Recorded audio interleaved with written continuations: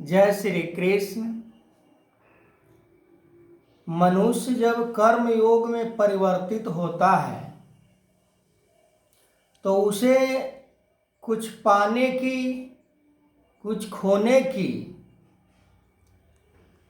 यहाँ तक कि मरने का भी उसे कोई भय नहीं होता। कर्म योग में मनुष्य जब पूर्ण रूप से अपने सारे कर्म को स्थापित कर देता है तो फिर वो अमृत को यानी परमात्मा को प्राप्त कर लेता है। परमात्मा की प्राप्ति के लिए कर्म योग की विशेषता धर्म ग्रंथों में बड़े आसान तरीके से समझाते हुए बता रहे हैं कि संसार में अपने लिए जीवन जीना और दूसरों के लिए जीवन जीना, ये दोनों में बहुत बड़ी फासला है। अपने लिए कर्म करना,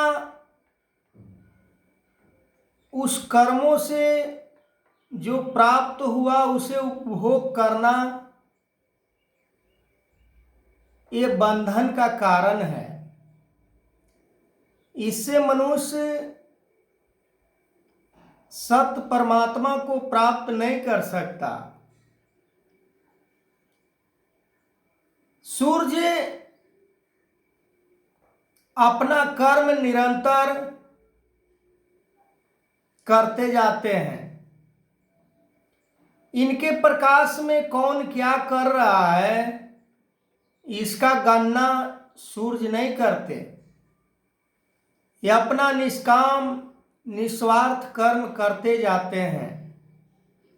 ठीक उसी प्रकार कर्मयोगी भी अपना कर्म निरंतर वो करते जाता है। उसके मन में एक ही इच्छा होती है, परमात्मा की प्राप्ति।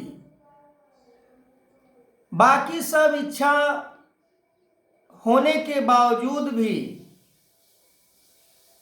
वो इन इच्छाओं से वो बनता नहीं है। वो इच्छाओं को शत्रु की तरह मानकर उसे उसी प्रकार से ध्यान में रखता है। आज मनुष्य कर्म योग में बड़ा दूरी बनाकर जीवन जी रहा है। जो कुछ भी करते हैं अपने लिए करते हैं, समाज के लिए, संसार के लिए, मानवता के लिए वो कुछ नहीं करते।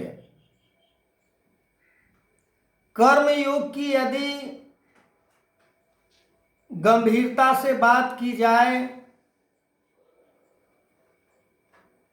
भक्ति का शुरुआत कर्म योग से ही होता है। भक्ति का शुरुआत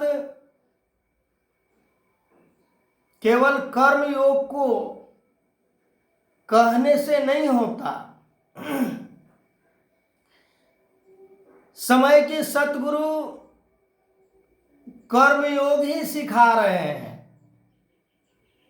निस्वार्थ कर्म ही कर्म योग बन जाता है। दूसरों को सेवा ही कर्म योग बन जाता है। समर्पण जीवन कर्म योग बन जाता है। पर समर्पण केवल नाम तक ना रह जाए। जो कुछ भी अपना हम मानते हैं वो सभी चीजों को समर्पण हम कहाँ कर पाते हैं।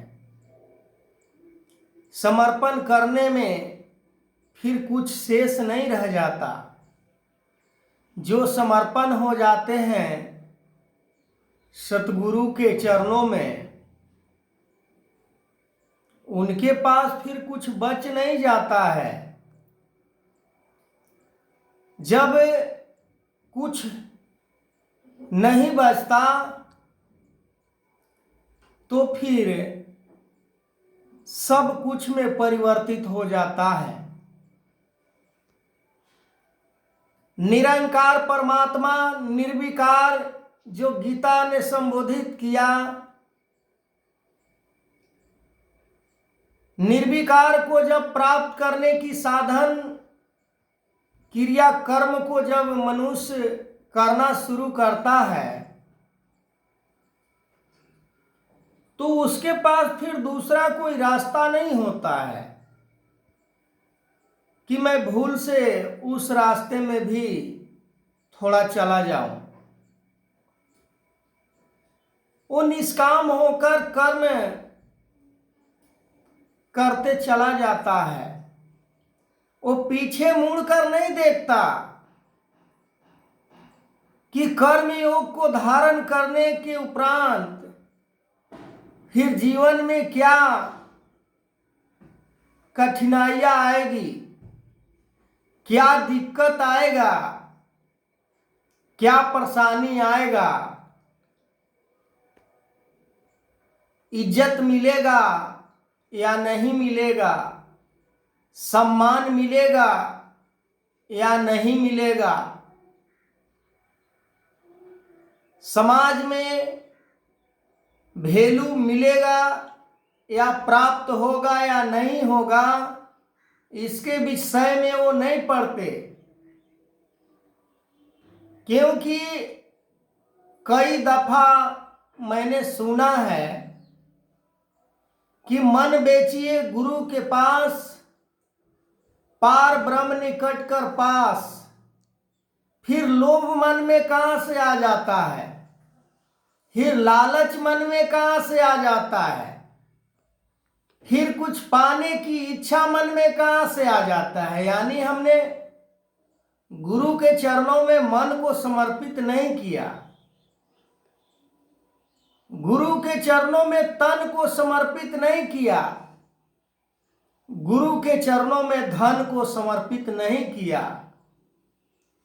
जब कुछ नहीं किया तो फिर उम्मीद भी हम नहीं कर सकते हैं कि परमात्मा की प्राप्ति हो सकती है।